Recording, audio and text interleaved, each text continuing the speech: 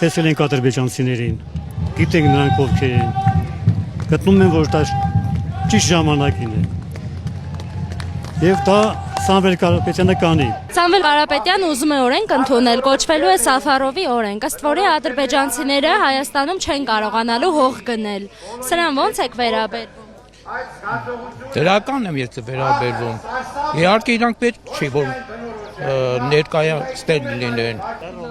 Մեր Սամվել Կարապետյանը ամեն ինչ կանի, որ Հայաստանը ոտքի կայնի։ Ու ես անձամբ չեմ կասկածում։ Հերիքա ինչքան տարան մեր հողերը,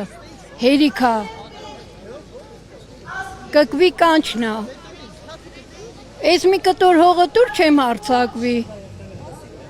Ալիևն ու Փաշինյանը։ Դրական, շատ լավ։ Լավ կլինի, որ չկարողանան։ Ձեռով, որ թույլ չտա, մի հատ ադրբեջանցի մտնի սահմանը անցի ես կողմ։ Սաֆարովի օրենք չէ։ Մենք տեսել ենք Սաֆարովին։ Մենք չի մանք պարկա, ես ադամարտից տղա եմ, առաջ ադամարտից, դրա մանք պայքարը, որ ադրբեջանցին չգաստեք, ոնց կարա հիմա այդ 300,000 ադրբեջանցի կա։ Ոնց կարանք մենք Թուրքիայի հետ ապրենք, մեր երեխին սպանողի հետ,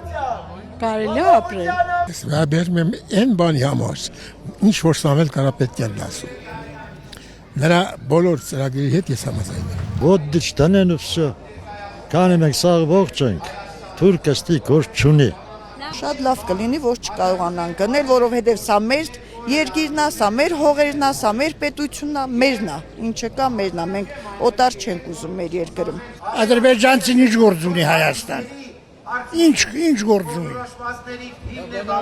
Մերոնք քիչ են գնում Ադրբեջան, թող քիչ են գնում Արցախ։